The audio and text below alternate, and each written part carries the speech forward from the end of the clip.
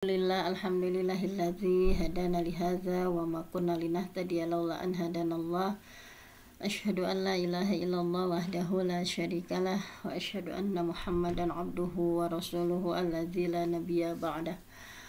Para bapak dan ibu yang dirahmati Allah, alhamdulillah di kesempatan subuh yang penuh berkah ini kita masih diberikan berbagai nikmat oleh Allah. Alhamdulillah, nikmat iman, nikmat Islam, nikmat sehat, nikmatnya hidayah, nikmatnya berada dalam ketaatan kepada Allah Subhanahu wa taala. Kita awali di setiap paginya dengan berdoa dan berharap kepada Allah. Allahumma inni as'aluka ilman nafi'a. Ya Allah, aku memohon kepadamu ilmu yang bermanfaat, wa rizqan thayyiba, rezeki yang baik, wa amalan mutaqabbala, dan amal yang diterima. Nah, mudah-mudahan di setiap pagi ya kita disunahkan untuk memohon dan berdoa, meminta ilmu yang bermanfaat. Mudah-mudahan ilmu yang kita pelajari di setiap harinya menjadi ilmu yuntafa'u bihi, menjadi ilmu yang bermanfaat, yang mudah-mudahan juga kita meminta kepada Allah rezeki yang baik ya. Diantaranya ketika kita kajian seperti ini juga, ini adalah rezeki dari Allah ya.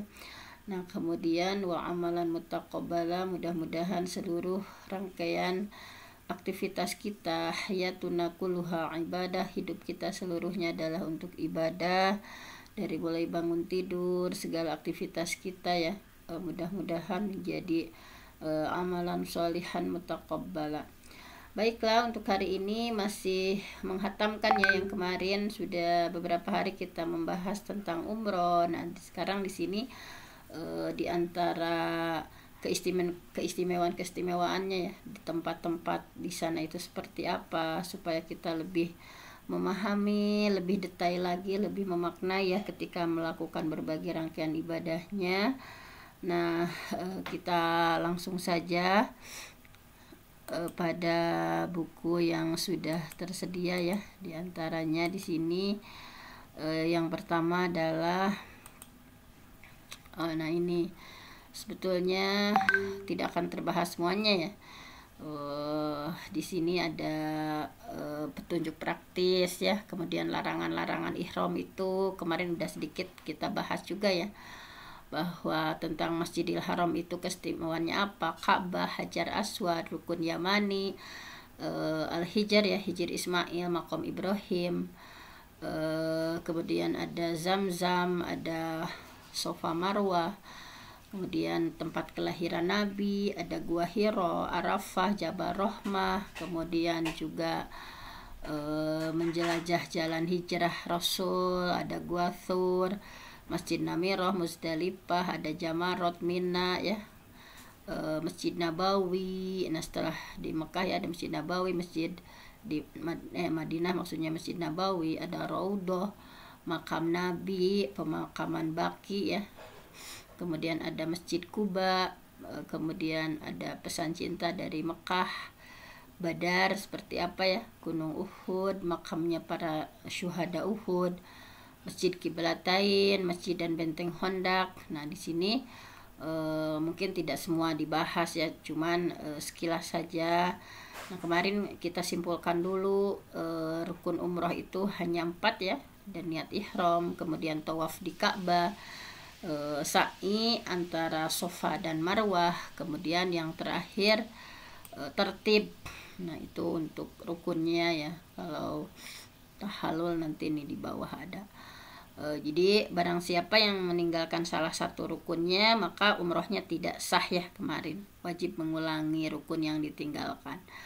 Nah, kemudian setelah ihram labbaik Allahumma umrah ya, kemudian melantunkan talbiyah ya ketika bergerak. Nah, kalau laki-laki disunahkan mengeraskan. Kemudian ada wajib-wajibnya, wajib umroh. Jadi ada rukun, berbeda ya, ada rukun, ada wajib, ada sunnah.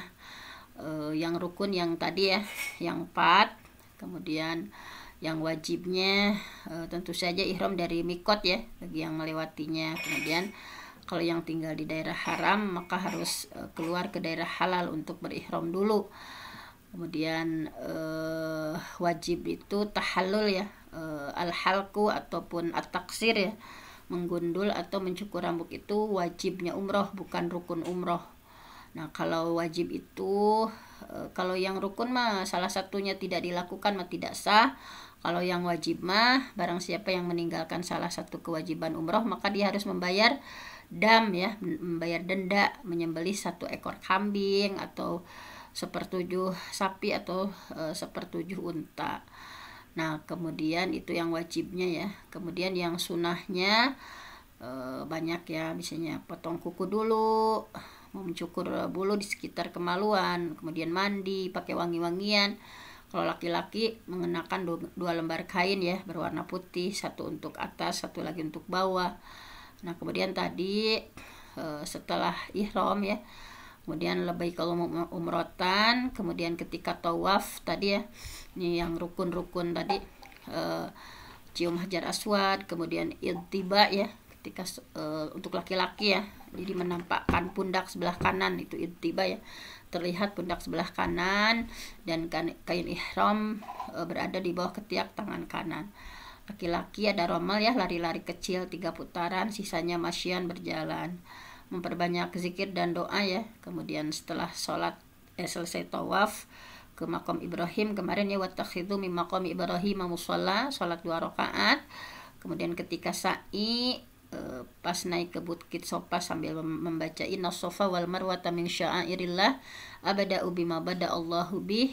Kemudian ada harwalah bagi laki-laki ya, berlari cepat gitu ya di antara 2 tanda hijau, kemudian memperbanyak zikir. Nah, barang siapa yang meninggalkan salah satu sunnah umroh maka tidak ada denda ya kalau yang sunnah-sunnahnya ya. Nah, kalau yang tadi rukun maniat, tawaf, sa'i, yang wajibnya tadi ya ihram dari mikot dan juga tahallul. Nah, itu harus bisa dibedakan. Nah, sudah ya, kesimpulannya seperti itu. Ini untuk detil-detilnya udah kemarin ya. Ihram gimana, tawaf gimana, sampai tahallul ya, semuanya larangan-larangannya ya ketika ihram. Nah, ini misalnya sudah dibahas, nggak usah dibahas lagi.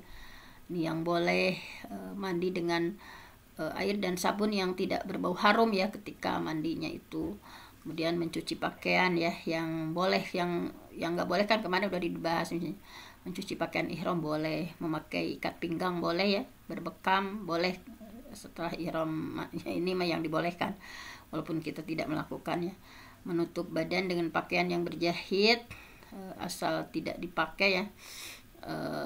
Kemudian menyembelih hewan ternak bukan hewan buruan. Bersiwak atau menggosok gigi ya, walaupun ada bau harum dalam pasta giginya selama bukan maksud digunakan untuk parfum. Bernaung dengan sesuatu yang tidak menyentuh, misalnya pakai payung, misalnya pakai mobil, misalnya berdagang dan menyisir. Ini sudah dibahas kemarin ya. Nah, kemudian selanjutnya kita akan mengenal beberapa hal. Ini juga sudah dibahas ya, harus betul-betul menghadirkan keikhlasan hati ya, betul-betul mempersembahkan ibadah itu hanya untuk Allah. Kayak riya, niat ingin dilihat dan mendapat pujian, atau sum'ah itu ya, ingin didengar. Nah, nggak boleh, misalnya akan mengurangi atau menggugurkan nilai ibadah. Kemudian juga harus mencontoh Rasulullah ya, contoh terbaik. Kemudian tanda resminya ihram itu ketika sudah membaca labbaik Allahumma umrah ya, aku datang berumrah untuk memenuhi panggilanmu ya Allah. Nah, ini ya ketika mikot ya. Nah, ini kemudian sudah ya, yang ini tata caranya tentu saja sesuai dengan tata cara Rasul. Kemudian tawaf ya, tawaf itu diibaratkan sholat ya. Walaupun boleh untuk berbicara, tetapi sungguh sangat tidak pantas ketika tawaf menghabiskan dengan hal yang tidak perlu ya. Tawaf dengan khusyuk, berbanyak zikir, doa ya. Walaupun tidak ada doa khusus yang disyariatkan ketika tawaf kecuali yang dari Ruknul Yamani ke Hajar Aswad itu yang Rabbana atina fid dunya hasanah, berdoanya sambil mengeraskan suara ya, apalagi secara bersama-sama. Nah, ini enggak dianjurkan, harusnya lebih khusyuk, lebih khidmat gitu ya, kita langsung ke Allah gitu ya. Nah, jangan sampai mengganggu konsentrasi orang lain. Kemudian yang keenam adalah ini sa'i umroh adalah ibadah yang dilakukan setelah tawaf.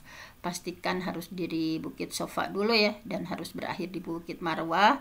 Nah, ini perbanyak doa, kemudian minta ya berbagai kebaikan di dunia atau kebaikan di akhirat untuk pribadi, keluarga, teman, dan seluruh a'immatul muslimin ya. Nah, yang tidak disunahkan untuk menyentuh bebatuan yang ada di Sofa dan Marwah, atau mengusap dan sebagainya. Nah, itu tidak usah. Nah, kemudian yang selanjutnya langsung saja ke sini ya. Nah, kita mengenal Masjidil Haram lebih dekat lagi. Kita mengenal Masjidil Haram, bahwa Masjidil Haram itu adalah haram ya, yang suci, masjid yang paling agung bagi umat Islam ya. Terletak di pusat kota Mekah, dan masjid ini pertama kali di muka bumi ya dibangun oleh Nabi Ibrahim dan putranya Nabi Ismail sebagai tempat ibadah kepada Allah, yang di dalamnya terdapat Ka'bah yang merupakan kiblat umat Islam. Kenapa dinamakan Al-Masjidil Haram? Karena kesuciannya dan diharamkan ada pertumpahan darah di dalamnya. Jadi kenapa dinamakan Masjidil Haram? Karena kesuciannya dan haram gitu ya, haram dilakukan pertumpahan darah di dalamnya. Luasnya kurang lebih ya 356.000 meter persegi. Kalau ini sekarang udah bertambah ya. Kalau dulu ini 3 lantai dan 9 menara, menampung sampai 730.000 jemaah dalam waktu sholat. Dan lebih dari 1 juta jemaah ya kalau musim haji. Diadakan perluasan ya sekarang, bahkan mencapai itu luasnya itu 750 juta ya. Daya tampungnya sekarang 2 juta jamaah. Nah, terus berkembang terus ya, subhanallah, seperti ini. Nah, keistimewaannya, karena kan kalau umrohnya mah 3 jam juga udah selesai ya, tetapi kita masih stay misalkan sampai 12 hari karena memang tempat-tempatnya itu istimewa, diantaranya untuk menjaga kemabruran ya. Nah, diantaranya pelajarannya ya, dari masjid ini, dari Masjidil Haram, merupakan rumah ibadah paling pertama ya dibangun dalam surah Al-Baqarah ayat 96 ya. Sesungguhnya rumah yang awal dibangun untuk tempat ibadah manusia adalah Baitullah yang berada di Makkah, yang diberkahi dan menjadi petunjuk bagi manusia. Nah, sehingga beribadah atau sholat di Masjidil Haram itu lebih utama dibandingkan di ibadah di tempat lainnya. Makanya kita harus beriktikad kuat ya untuk melakukan haji umroh, karena kalau di Indonesia itu dengan mau nepi-nepi gitu ya hitungannya itu sekali sholat. Kalau subhanallah, kalau di Masjidil Haram itu kan sholat di Masjidil Haram lebih utama daripada 100.000 kali sholat di tempat lain ya. Bahwa ketika sholat di Masjidil Haram lebih utama daripada 100.000 kali sholat di tempat lain. Misalnya kita acong-acongan gitu ya, misalnya di Indonesia itu enggak pahala limpahnya itu tidak heseng udah gitu ya. Untuk makanya harus maksakan, misalnya yang belum ada, mudah-mudahan rezekinya diberikan oleh Allah ya, dimudahkan. Subhanallah sekali ya, misalnya kita mah di sini walaupun setahun gitu ya, mau udah pahalana gitu ya. Nah, jadi salat di Masjidil Haram lebih utama daripada 100.000 kali salat di tempat lainnya. Dan masjid ini termasuk di antara 3 tempat yang disyariatkan ya untuk kita disuruh mengadakan perjalanan oleh Rasulullah. Ini pernah dibahas sama kita ya. Tidak boleh melakukan perjalanan jauh ya dengan tujuan untuk sholat kecuali di 3 masjid. Kedah maksakeun ke Masjidil Haram, masjidku ya Masjid Nabawi, dan Masjidil Aqsa. Mudah-mudahan kita ditakdirkan oleh Allah ya bisa beribadah di Masjidil Haram, Masjid Nabawi, dan juga di Masjidil Aqsa di Palestina ya, di Baitul Maqdis. Nah, jadi sebagaimana masjid lainnya, ketika seseorang memasuki masjid mulai ini disunahkan untuk sholat tahiyatul masjid ya, kecuali jika ingin melakukan tawaf. Nah, di Ka'bah merupakan kiblatnya umat Islam dalam menjalankan ibadah sholat dimanapun umat Islam berada ya, maka kita menghadapkan wajah ke arah Ka'bah. Ini adalah simbol persatuan umat Islam, sehingga hatinya itu senantiasa bersatu. Kita sebagai umat muslim ya dimanapun tidak bercerai-berai, sebagaimana arah sholat yang satu, yaitu ke Ka'bah. Nah ini ya dari Masjidil Haram keistimewaannya.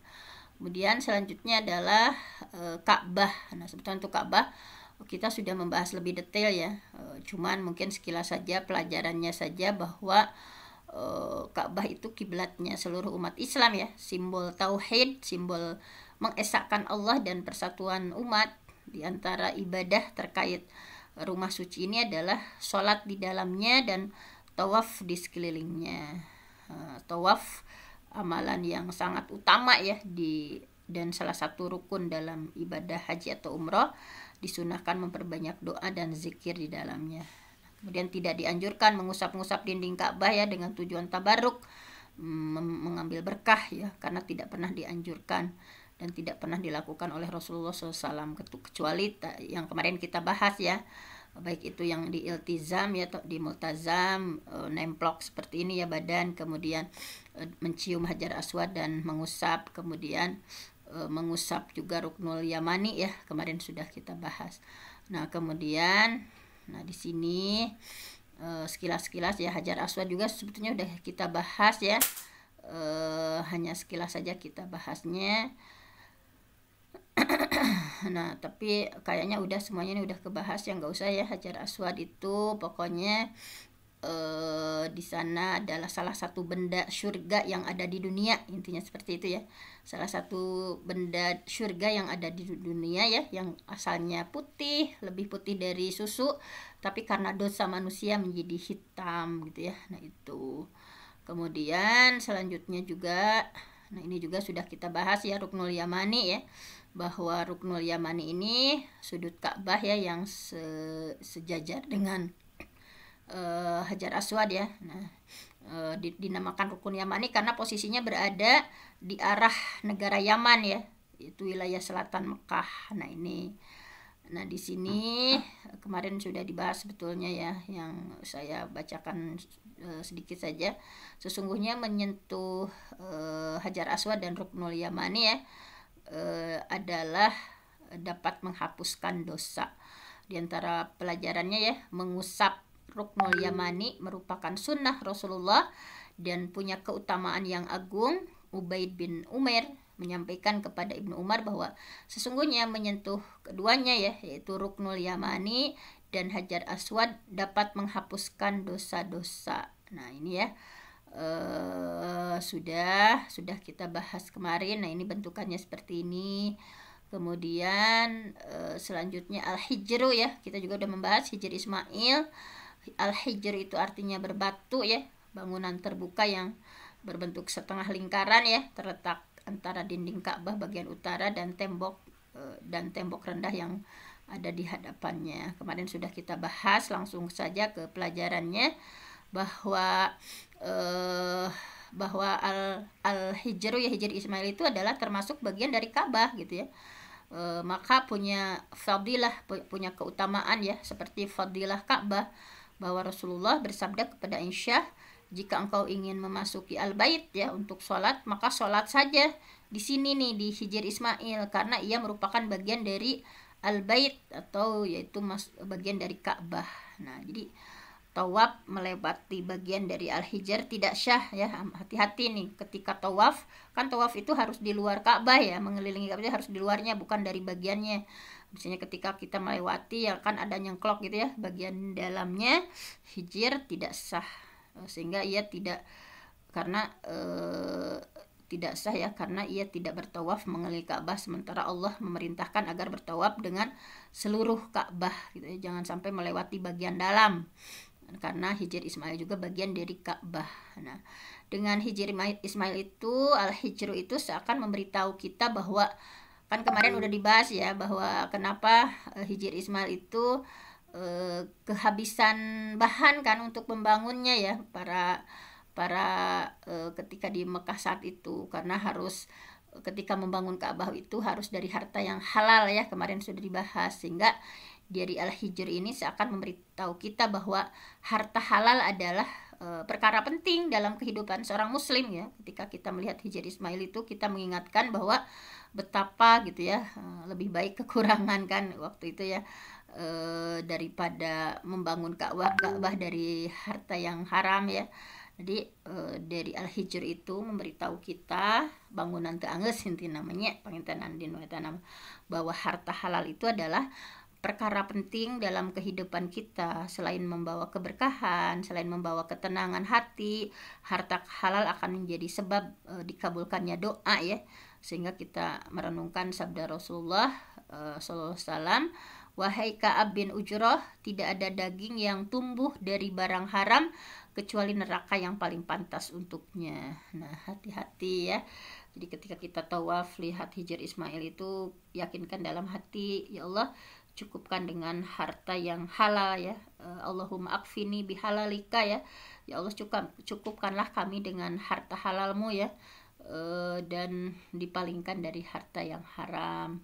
Nah, kemudian Maqam Ibrahim sudah kita bahas juga ya. Sudah kita bahas bahwa para ahli sejarah menyampaikan bahwa Allah sudah menjaga Maqam Ibrahim dari kemusyrikan kaum jahiliyah sebelum Islam ya.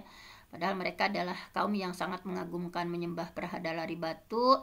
Nah, dari batu ini, dari Maqam Ibrahim ini mengajari kita bahwa lantaran ketulusan dalam beramal baik, Allah akan menampakkan bekasnya dan akan selalu menjadi pelajaran berharga bagi orang-orang setelahnya.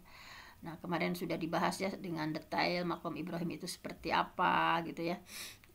Maqam di sini tempat berpijak ya, bukan makam. Maqam tempat berdiri, tempat berpijak kedua telapak kaki ya. Jadi Maqam Ibrahim itu bongkahan batu ya yang dipakai oleh Nabi Ibrahim untuk pijakan ketika beliau membangun yang meninggikan Ka'bah bersama putranya Ismail.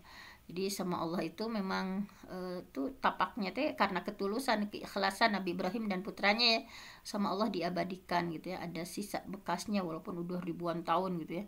Nah, ini subhanallah sekali. Kemudian selanjutnya adalah Ka'bah ya.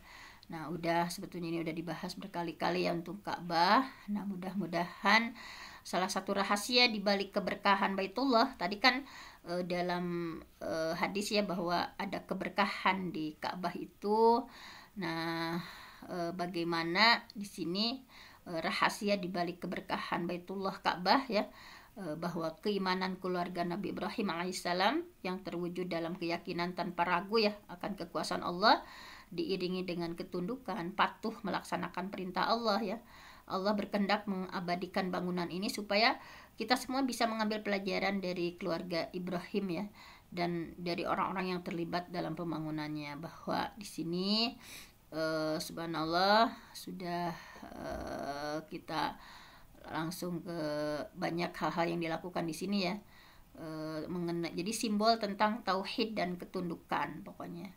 Nah, tawaf ya, yang satu-satunya ibadah yang tawaf ini kan satu-satunya ibadah yang tidak dilakukan kecuali hanya di Ka'bah saja ya. Nah, jadi kan memutari Ka'bah itu sepertinya sederhana gitu ya. Namun ketika dilakukan dengan penuh ketundukan, dilakukan dengan penuh kecintaan, hal ini menjadi ibadah yang begitu agung gitu ya.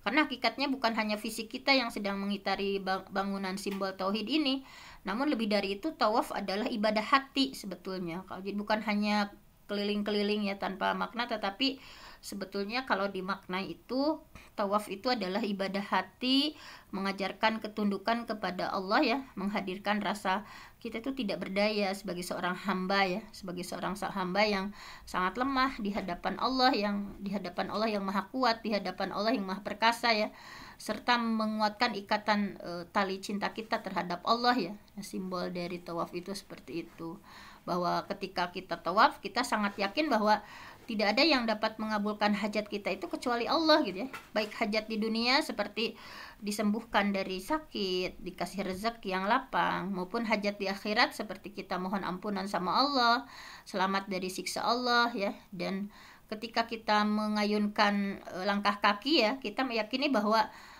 tidak ada yang dapat memberi manfaat atau menolak mudarat selain Allah gitu ya. Di waktu lisan melantunkan zikir, doa ya, tidak terbetik dalam hati sedikit pun untuk berharap kepada makhluk ya. Segala harapan kita itu hanya tertuju kepada Allah semata. Nah, jadi hilang semua rasa takut dan ketergantungan kepada selain Allah ya.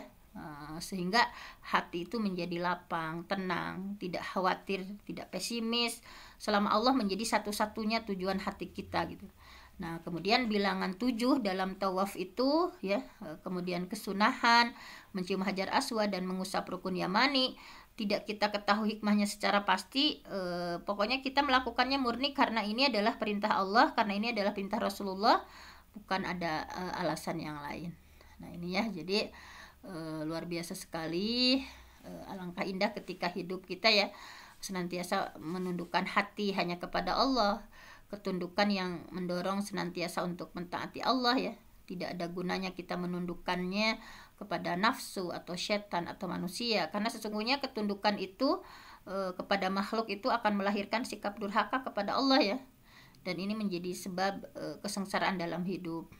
Ya, barang siapa ya di sini barangkali kita sering menyangka bahwa sebab musibah dalam hidup ini faktor duniawi, padahal sesungguhnya penyebab utama musibah adalah kedurhakaan kita kepada Allah. Intinya Ka'bah ini ya sebagai persatuan umat.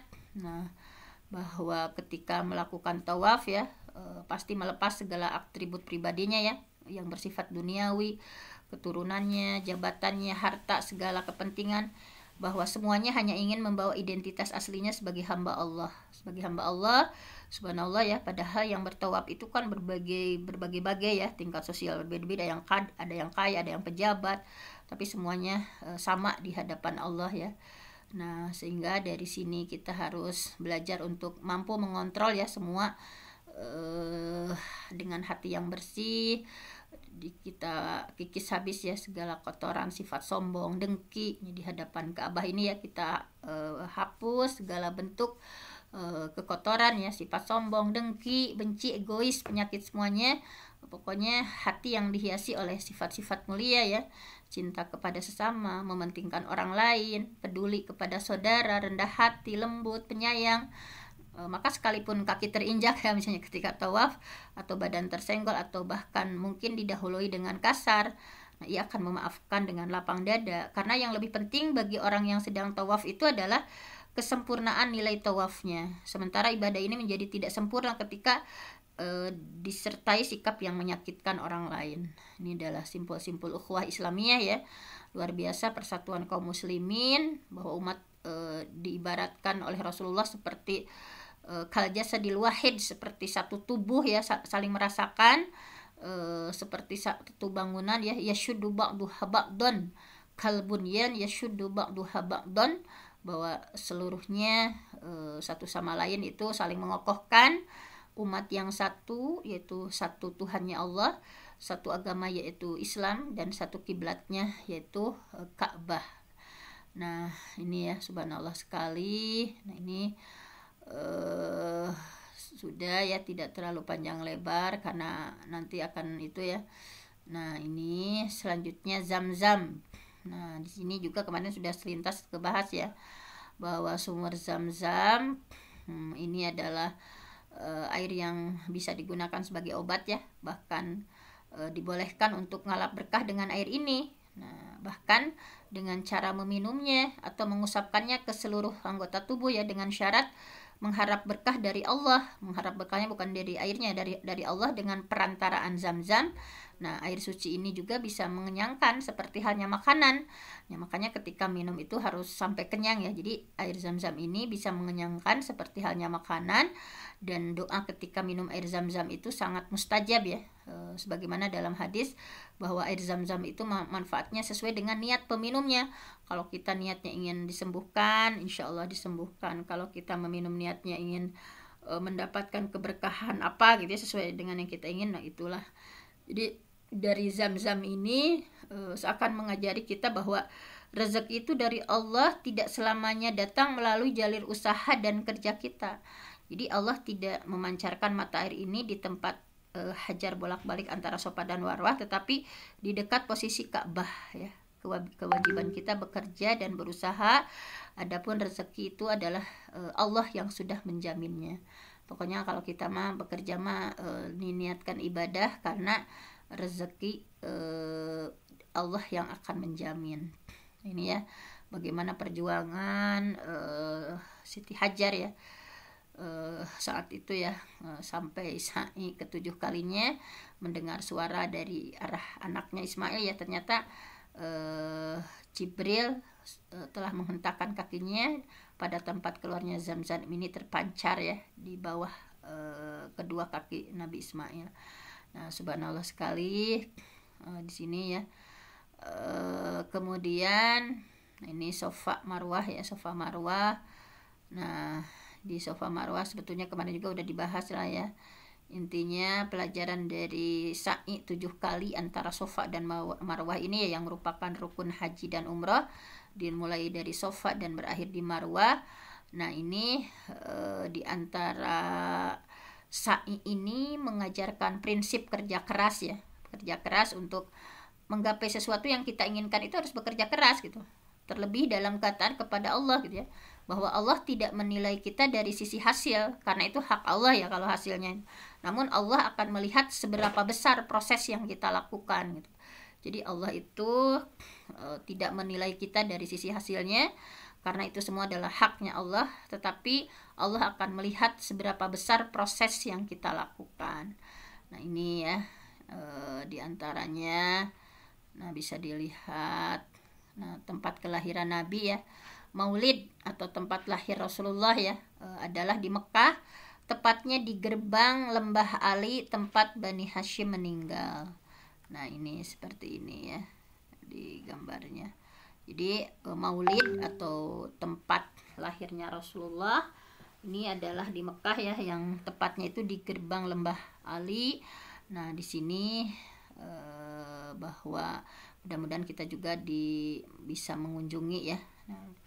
Nah, di sana pelajarannya bahwa kelahiran Nabi adalah anugerah besar ya untuk seluruh umat manusia, yang bisa yukhrijuhu minadh-dhulumati ilan nur ya, mengeluarkan kita dari kegelapan menuju cahaya yang terang. Sehingga cinta Nabi adalah bagian dari agama. Rasulullah ya bersabda, tidak sempurna iman seseorang di antara kalian sampai aku lebih ia cintai dari ayahnya, anaknya, dan seluruh manusia. La yu'minu ahadukum ya, hatta sehingga menyintai Rasulullah ya lebih dari yang lain.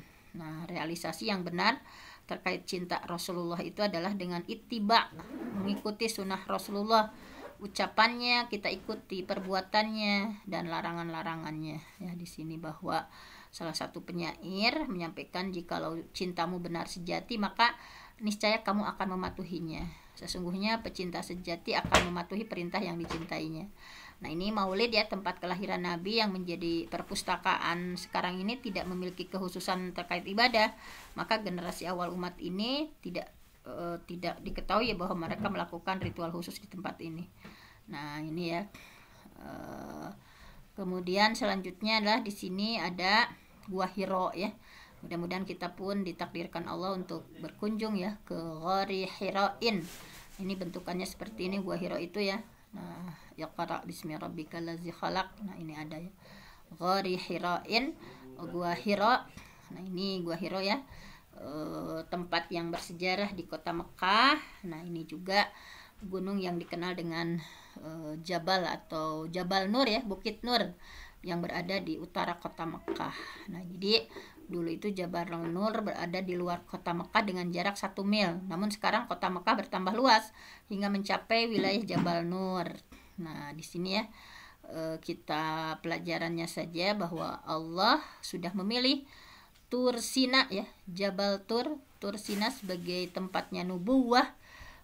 Jadi dari sini Allah sudah memilih Tur Sina, Jabal Tur sebagai tempat nubuwah Nabi Musa, dan memilih Ghari Hira'in di Jabal Nur ya, yaitu Gua Hiro sebagai tempat turunnya wahyu nubuwah untuk Nabi Muhammad. Dari Gua Hiro ini ya, dari tempat ini cahaya Islam dan keimanan menebar ke seluruh penjuru dunia ya, menerangi jiwa hamba Allah gitu ya. Tidak ada keutamaan khusus ya untuk mengunjungi tempat ini atau melakukan suatu ibadah di dalamnya, tidak ada keutamaan khusus. Nah, jadi intinya gua ini hanya mengingatkan kita ya betapa pentingnya tafakur alam, betapa pentingnya bertafakur tentang semesta ya bagi seorang hamba untuk membangun hubungan lebih erat lagi dengan Allah sebagai pencipta gitu ya. Bagaimana Rasulullah ya di Gua Hira itu bermalam-malam gitu ya. Selain itu ada pesan penting di gua ini yang menjadi titik tolak kejayaan umat itu adalah membaca. Nah, jadi pesan penting dari Gua Hira ini adalah bagaimana kita sebagai umat Islam bisa jaya kembali. Salah satu kuncinya adalah Iqra, membaca gitu ya. Iqra, bacalah. Nah, ini kemudian di Arafah. Nah, di Arafah nih seperti ini ya. Bentukannya Arafah ini seperti ini. Nah, ini walaupun umroh juga berkunjung ya ke tempat-tempat. Kalau yang hajian udah tentu ya ada ibadah. Kalau yang umroh karena cuma 4 ya. Tadi ihram, tawaf, sa'i, tahallul. Nah, sehingga di sini Arafah ini kita mudah-mudahan bisa berkunjung ya dan bisa melakukan ritual ibadah suatu saat ya ketika Allah panggil untuk haji.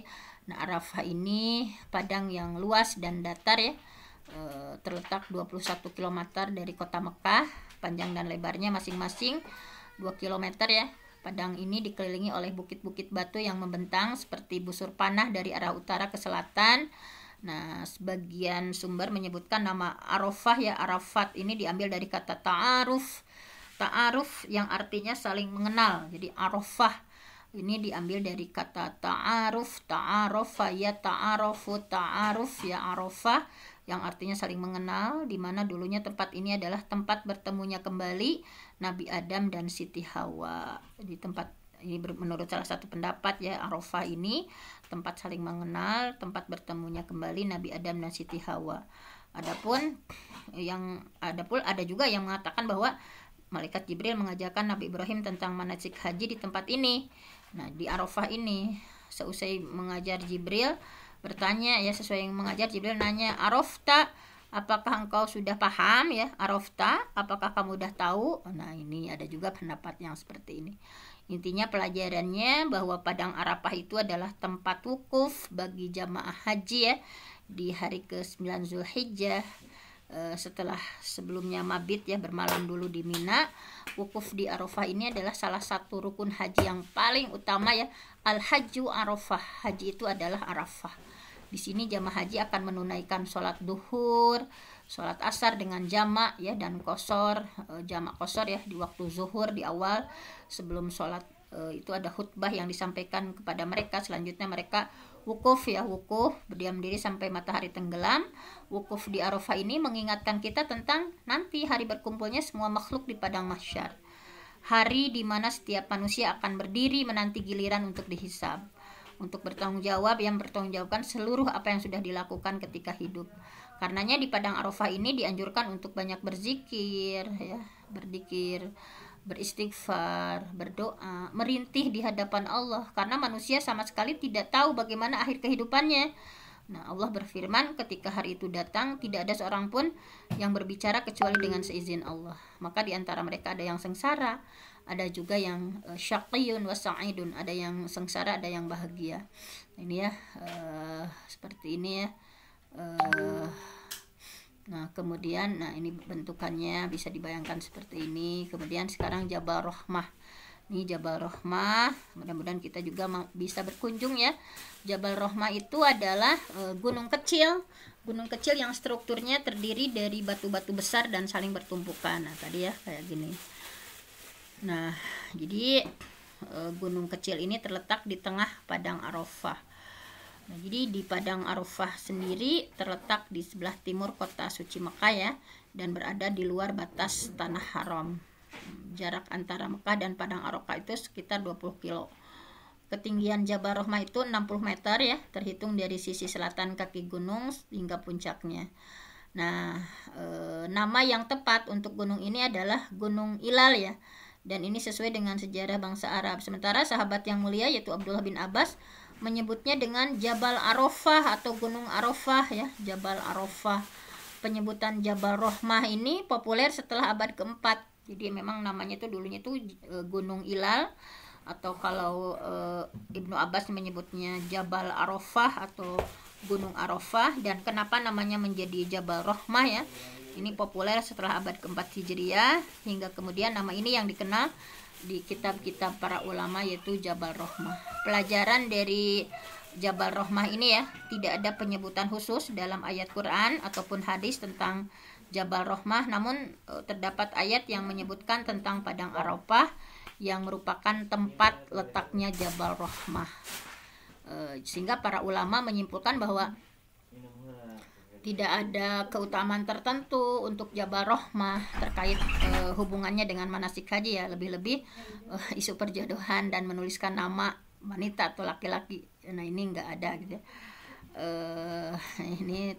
Ini hanyalah jahalah ya, kebodohan sebagian umat bahwa pangkal tugu di puncak Jabal Rahmah ini menjadi hitam karena tulisan-tulisan nama dengan niat mereka masing-masing.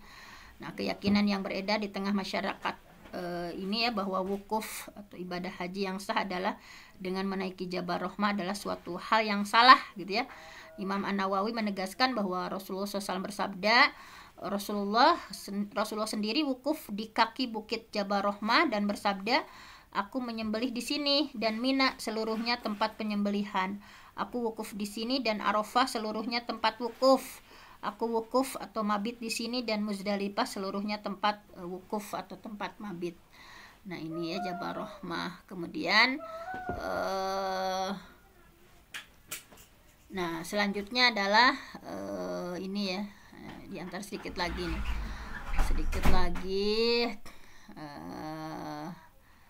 sebentar. Nah ini Gua Thur ya, Gua Thur. Mudah-mudahan kita juga diberikan waktu ya, kesempatan untuk berkunjung ke Gua Thur. Gua Thur ini terletak di Jabal Gunung Thur, kurang lebih 730 ya, tempatnya itu 4 km di sebelah selatan Masjidil Haram. Asal mula menyebut menjadi Jabal Thur diambil dari kata Thawr bin Abdi Manaf ya, yang tinggal di gunung ini. Jadi guha ini ya memiliki 2 pintu. Pintu yang pertama di arah barat dan pintu yang kedua di arah timur. Ini ya sejarah hijrahnya Rasulullah kan. Rasulullah ketika hijrah ya ngumpet dulu sama Abu Bakar ya di Gua Thur ya, bahwa dengan Abu Bakar radhiyallahu an bersembunyi di Gua Thur ini selama 3 malam untuk menghindari kejaran orang Quraisy yang akan membunuh Nabi ya. Pelajaran dari Gua Thur ini, Allah menyebutkan gua ini dalam firman-Nya ada ya, jika kalian tidak menolong Muhammad maka sesungguhnya Allah sudah menolongnya. Jadi ketika orang kafir Mekah mengeluarkan sedangkan dia satu dari 2 orang, ketika keduanya berada dalam gua, sehingga berkata terkenal ya, la takhaf wa la tahzan. Rasulullah ketika Abu Bakar ketakutan ya karena mendengar sudah ada orang-orang yang akan menemukan beliau dengan Abu Bakar, sehingga Rasulullah berkata kepada sahibnya, temannya, la takhaf wa la tahzan innallaha ma'ana. Jangan kamu bersedih, la takhaf, jangan kamu takut, wa la tahzan, jangan kamu bersedih, innallaha ma'ana, sesungguhnya Allah bersama kita. Sehingga Allah menurunkan ketenangan kepada Nabi Muhammad dan membantunya dengan tentara yang tidak kalian lihat gitu ya, dan menjadikan orang kafir itu rendah. Kalimah Allah itulah yang tinggi, maha perkasa dan maha bijaksana. Tetapi walaupun seperti itu, tidak ada anjuran syariat untuk mengunjungi tempat ini dalam rangka ibadah ya, atau dalam rangka mencari berkah, nggak ada. Intinya gua ini mengingatkan kita bahwa perjuangan pengorbanan Rasulullah dan keluarga Abu Bakar ya, profil para pahlawan sejati yang siap melakukan apa saja untuk li'la'i kalimatillah, untuk menegakkan kalimat Allah, bahwa Allah sudah menjanjikan pertolongan, namun kita tetap berkewajiban untuk menyusun strategi ya, menempuh sebab kedatangan pertolongan Allah. Nah, ini seperti ini ya Gua Thur. Kemudian ada Masjid Namirah. Ini Masjid Namirah ya. Nah, Masjid Namirah ini, Masjid Namirah itu adalah Masjid Ibrahim, salah satu di antara tempat terpenting di Padang Arafah. Letaknya di sebelah barat Padang Arafah. Nah, masjid ini hanya dipakai pada hari ke-9 Zulhijjah ya, tepatnya saat pelaksanaan wukuf. Jadi dulu sebelum memasuki Arafah, Nabi singgah dulu di Namirah gitu ya. Nah, jadi Namirah itu adalah pemukiman yang letaknya di luar batasan Arafah, hingga ketika matahari telah condong ke barat, baru beliau beranjak menuju lembah Uranah ya, yang berbatasan dengan Arafah. Di tempat itu beliau berkhutbah, kemudian sholat zuhur dan asar ya dengan jamak qashar. Baru setelah itu beliau menuju tempat wukuf. Jadi intinya Masjid Namiroh ini dibangun tepat di atas tempat sholat dan khutbahnya Nabi ya, bahwa awal pembangunannya itu pada Masjid Dinasti Abbasiyah ya, di pertengahan abad kedua Hijriah. Masjid ini sudah mengalami beberapa kali perluasan dan perombakan.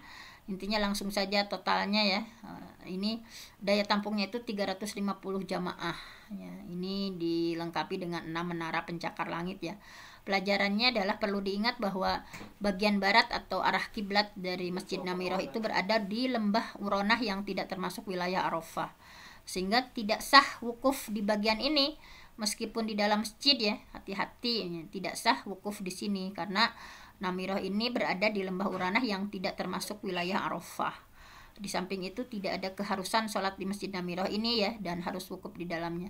Masjid ini mengingatkan kita akan khutbah terakhirnya Rasulullah ya ketika Haji Wada ya, mengingatkan kita akan khutbah terakhir Rasulullah pada saat Haji Wada, haji perpisahan, khutbah yang menerangkan prinsip-prinsip Islam dalam kehidupan pribadi, masyarakat, haramnya darah ya. Inna dima'akum wa amwalakum haramun alaikum, haramnya darah, harta dan kehormatan seorang muslim, haramnya riba, prinsip dalam berumah tangga, ahwalus syahsiyah, tentang ukhuwah dan ketakwaan. Nah kemudian Muzdalifah.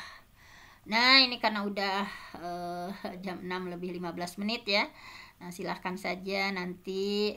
Nah di sini ada Muzdalifah ya, pelajarannya itu di sini misalnya ya, pelajarannya setelah bertolak dari Arafah dan tiba di Muzdalifah, disunahkan bagi jemaah haji untuk segera melaksanakan sholat maghrib dan isya ya secara dijamak qashar, kemudian istirahat sampai masuk waktu subuh.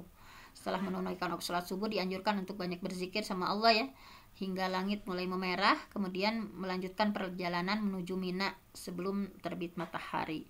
Nah, ya tentang Muzdalifah, pokoknya bermalam, jamaah haji mabit di Muzdalifah ya, namun tidak sembarang mabit sebagaimana hari-hari biasa. Ini adalah mabit yang menurunkan ketenangan gitu ya, karena melaksanakan atas perintah Allah gitu ya. Walaupun tempatnya tidak senyaman kamar tidur di tanah air ya. Nah di sini di subuh hari para jemaah haji harus melanjutkan zikir dan doa kepada Allah ya, mengkondisikan jamaah supaya senantiasa hatinya terhubung dengan Allah. Jadi betul luar biasa ya, indahnya agama Islam ini mengajarkan penganutnya untuk bersikap seimbang ya.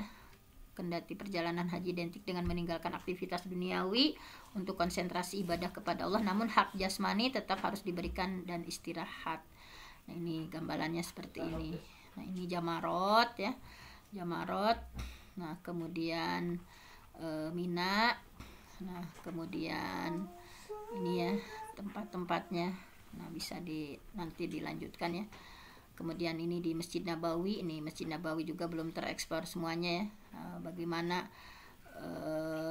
nah diantaranya keistimewaan yang dimiliki kota Madinah ya, kita juga nanti berkunjung ke Madinah, kota aman dan tanah haram ya, bahwa kalau Nabi Ibrahim itu sudah mensucikan Mekah sehingga menjadikan tanah haram, tanah suci ya kota Mekah, dan aku mensucikan Madinah antara dua gunungnya, maka di dalamnya tidak boleh ditumpahkan darah, tidak boleh mengangkat senjata untuk perang, tidak boleh menebang pohon kecuali untuk makanan ternak. Nah Nabi memberi syafaat ya bagi siapa yang sabar menghadapi kesulitan selama berada di Madinah. Kemudian kota ini terdapat Masjid Nabawi, salah satu ya, sholat di dalamnya itu 1000 kali lebih baik. Kalau tadi di Masjidil Haram 100.000 ya, 100.000 lebih baik. Kalau di Masjid Nabawi satu sholat di dalamnya itu 1000 kali lebih baik daripada sholat di tempat lain kecuali Masjidil Haram di Mekah tadi ya. Kemudian ada Masjid Quba yang senantiasa didatangi oleh Rasulullah ya semasa hidupnya. Rasulullah barang siapa bersuci di rumahnya kemudian mendatangi Masjid Quba dan sholat di dalamnya, maka ia mendapatkan pahala senilai pahala umroh. Nah kan para ini luar biasa ya keistimewaan dari Masjid Quba, Masjid Nabawi. Kemudian ini ya, nanti silahkan dieksplor lagi. Nah ini banyak yang harus kita eksplor ya. Nah ini kata kunci dari Masjid Nabawi. Nah ini ya, nah ini, nah pelajarannya ini ya, terakhir ini kita pelajaran asli nih terakhir. Jadi masjid ini termasuk 3 tempat yang disyariatkan ya kita bersusah payah melakukan perjalanan selain dari Masjidil Haram dan Masjidil Aqsa. Jadi sholat di Masjid Nabi ini tadi ya nilainya 1000 kali sholat di tempat lain kecuali Masjidil Haram. Makanya ketika kita di Madinah ya upayakan terus sholatnya di sini ya, misalnya di Masjid Nabawi, karena berarti kalau 1000 kali mah berarti ketika kita mah harus ditempuh berapa tahun ya di tanah air ketika pahalanya luar biasa ya. Para ulama menjelaskan bahwa penziarah Masjid Nabawi hendaknya meniatkan ziarahnya ke masjid dan bukan ziarah ke makam Nabi ya. Para ulama menjelaskan ketika kita berziarah ke Masjid Nabawi hendaknya diniatkan ziarahnya itu ke masjid, bukan ziarah ke makam Nabi, meskipun pada akhirnya tetap kita menziarahi makam beliau ya yang berada di dalam masjid, karena ini juga bagian dari sunnah. Nah, kemudian membaca sejarah Masjid Mulai ini tergambar ya bagaimana sederhananya hidup Rasulullah. Beliau tidak mementingkan aksesoris dan penampilan fisik masjid, namun yang sangat diperhatikan beliau adalah kualitas sholat masyarakatnya. Abdullah bin Mas'ud menyampaikan bahwa barang siapa yang senang bertemu dengan Allah dalam keadaan muslim, maka hendaknya ia menjaga sholat-sholat ini dimanapun ia kumandangkan. Allah sudah mensyariatkan bagi nabinya perilaku jalan hidayah, dan sholat itu adalah jalan hidayah. Kalau kalian sholat di rumah kalian seperti orang munafik ini sholat di rumahnya, maka berarti kalian telah meninggalkan sunnah Nabi. Kalau kalian meninggalkan sunnah Nabi, maka kalian akan tersesat. Tidaklah seseorang bersuci dan membaguskannya kemudian berangkat ke masjid ya, di antara masjid-masjid ini, kecuali Allah akan menuliskan kebaikan untuk setiap langkahnya, mengangkat derajatnya, menghapus kesalahannya. Nah, sungguh saya melihat tidak ada yang meninggalkan sholat jamaah kecuali orang munafik yang jelas kemunafikannya. Dahulu ada orang yang sampai dipapah oleh 2 orang sampai ia berdiri di saf. Nah ini ya, mudah-mudahan kita memohon di kota nabimu ini ya, kita memohon cinta Allah, cinta orang yang mencintai Allah, dan amalan yang menghantarkan kita kepada cintanya Allah. Ajarkan kami sunnah Nabi dan diberi istiqomah untuk meniti jalan sahabat Rasulullah Shallallahu Alaihi Wasallam. Ini raudhah ya, seperti ini tempat berdirinya ya, tempat Rasulullah berdakwah ya, berdakwah, atau tempat Rasulullah berdiri Rasulullah ya. Ini raudhah. Nah ini raudhah ini ya, subhanallah sekali. Raudhah itu artinya taman ya. Raudhah itu di Masjid Nabawi adalah area antara rumah Aisyah dan mimbar Nabi ya. Nah ini ukurannya kecil ya, 22 meter kali 15 meter. Bisa dikenali dengan karpet warnanya hijau. Ukurannya saat ini tidak seperti ukuran raudhah di zaman Nabi ya, karena sudah dibangun tembok segitiga di sebelah barat makam. Nah di raudhah ini ada 8 tiang yang dikenal dengan ustuanah ya, ustuanah mukhallaqah ya, tempat tiang yang diberi minyak wangi oleh salah seorang sahabat setelah ia membersihkan lendir yang menempel. Utuanah Aisyah ya, tempat tiang yang ditunjukkan oleh Aisyah bahwa tempat ini sering dipakai Nabi untuk sholat. Utuanah Haros ya, tempat sahabat menjaga Rasul sampai turun ayat dan Allah akan menjagamu dari kejahat manusia. Utuanah Sarir ya, tempat itikafnya Nabi. Utuanah Wukuf, tempat Nabi menerima utusan. Utuanah Taubah, tempat tiangnya yang dipakai oleh Abu Lubabah untuk mengikat dirinya karena satu dosa hingga Allah menerimanya. Utuanah Muraqabatul Qabr, tiang sudut kamar Aisyah. Utuanah Tahajud, tempat tahajudnya Nabi. Pokoknya pelajarannya Rasulullah bersabda, antara rumahku dan mimbarku adalah taman atau raudhah dari taman-taman surga, dan mimbarku akan diletakkan di telagaku. Nah, karena itu para sahabat penuntut ilmu ya di madrasah yang merupakan salah satu taman surga, ketaatan yang dilakukan di tempat ini pun akan menghantarkan pelakunya menuju surga. Raudhah ini nantinya yang akan diangkat oleh Allah ke surga. Nah, dianjurkan untuk sholat sunnah ya di area raudhah ini dengan syarat tidak menyakiti orang lain ya Pak Dajjal misalnya. Adapun dalam sholat berjamaah maka shaf awal tetap yang lebih utama meski tidak di areal ini. Nah, jadi keberadaan raudhah ini mengingatkan kita proses belajar mengajar bersama sang guru Rasulullah Shallallahu Alaihi Wasallam yang telaten membacakan ayat kepada para sahabat, mensucikan jiwanya, menanamkan nilai-nilai kebaikan kepada para sahabat, baik dalam teori ataupun secara prakteknya. Nah, mungkin hanya itu saja yang bisa disampaikan. Mohon maaf ya, udah sangat kelebihan waktu. Mudah-mudahan kita semakin termotivasi ya ketika berkunjung ke Haramain ya, dua tempat haram yaitu Mekah dan Madinah dengan segala keistimewaannya.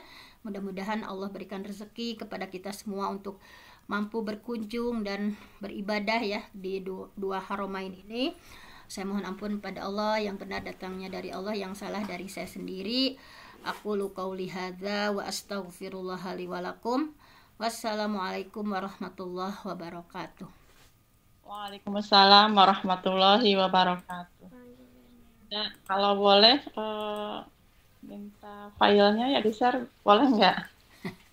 Nah itu Bun, itu kan buku dari orang memang takut ya nyebarin buku itu kan, itu sebetulnya nggak boleh.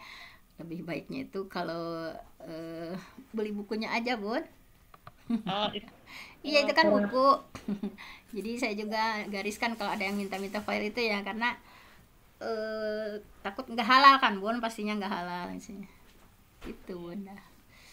Itunya karangan siapa? Tolong Ya nanti coba nanti saya screenshot bukunya ya Bun, aku kirim ke Bunda. Iya, siap. Terima kasih.